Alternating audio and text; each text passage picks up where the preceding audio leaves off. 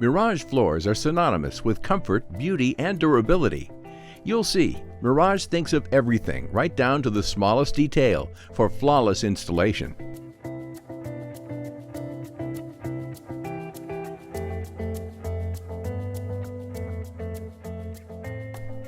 Before you start, read the Mirage Engineered Installation Guide.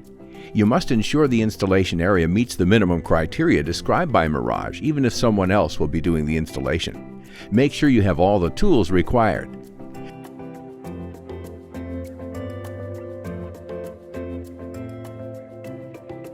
This video will describe how to prepare the installation surface, carry out the installation, and maintain a Mirage floor.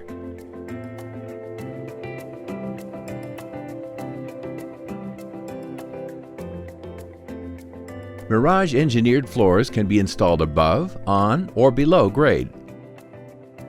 Mirage recommends installation on a minimum 5/8" plywood subfloor, a 3/4 inch approved OSB chipboard subfloor, or on concrete. Keep sealed boxes of wood in room where flooring is to be installed for at least 24 hours before installation. A concrete subfloor must be left to dry for at least 30 days and preferably between 45 and 90 days. Check for moisture using a digital concrete moisture meter. In case of positive reading, calcium chloride test must be performed. Room temperature must be maintained at around 72 degrees for a week, and the relative humidity must be between 25 and 70%. Make sure the concrete surface is flat. If necessary, flatten down any irregularities. Vacuum thoroughly. Working the trowel at a 45-degree angle, apply urethane adhesive to the concrete surface according to the manufacturer's instructions. Install the membrane at a right angle to how the flooring will be installed. Pass over the membrane with a pound roller to ensure it sticks properly. The membrane must adhere for 16 to 24 hours.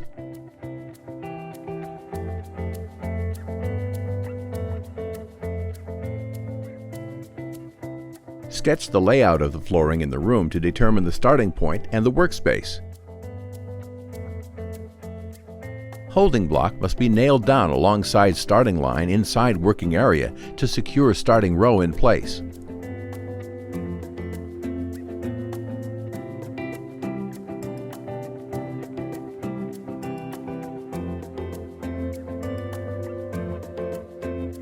Mark a guideline parallel to the starting wall, 30 1/4 inches from the wall for 5-inch boards. The area between the starting wall and the line will be the working area to start the installation and the last part of the floor to cover. Taking this measurement will help you avoid having to cut the last board while leaving the 1/4 inch required for the expansion gap. Note that this distance will vary from one board to another. Make sure this line is well drawn to ensure the installed floor is straight and square. Use the trowel to spread a layer of urethane adhesive over the membrane. Keep the trowel at a 45-degree angle. Put the first boards in place with the tongue along the holding block and press them firmly into the adhesive. Leave 1/4 inch along the perpendicular wall for the expansion joint. Do not spread the adhesive along a surface that will take more than 2 hours to cover because it could dry out and the boards may not adhere properly. Install the next boards, working from left to right. Wipe any adhesive residue immediately.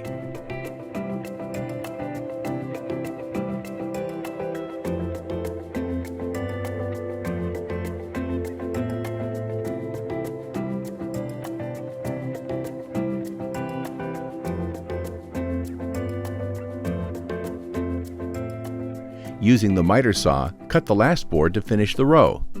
Place the cut side along the wall, leaving 1/4 inch for the expansion joint. Start the second row with the trimmed end if it is at least 6 inches longer or shorter than the board used in the last row. This will help you avoid lining the joints up or creating too regular of a pattern. Insert the tongue end into the board groove. Lower board as close as possible to the adjacent one. Slide the tongue into the groove and press the board firmly into the adhesive. Install the next rows the same way. To get a good balance of colors and grades, open more than one box of flooring and install boards with more striking variations in less visible areas.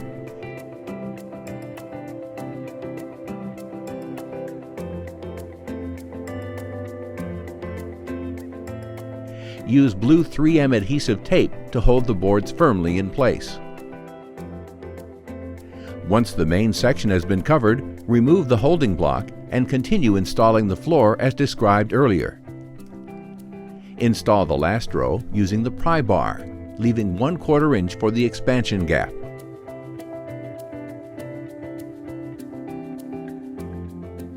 Always place your tools on one of the cardboard boxes the boards came in or on the subfloor.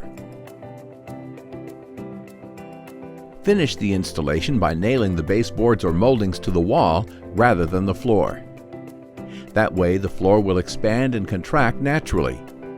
Use a wax pencil the same color as the floor to hide the nail heads.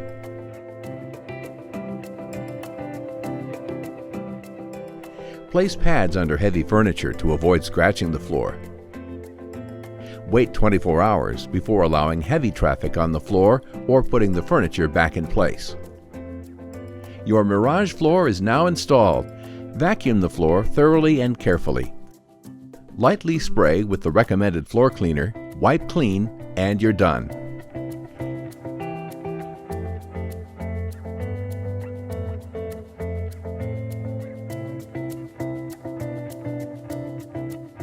Here are some Mirage tips to help ensure the installation goes smoothly. Carefully prepare the installation surface. Check the moisture levels. Sketch a layout. Clean up any adhesive residue immediately. Place pads under heavy furniture. For more information on installing and maintaining Mirage products, see the guides and support section of our website at miragefloors.com.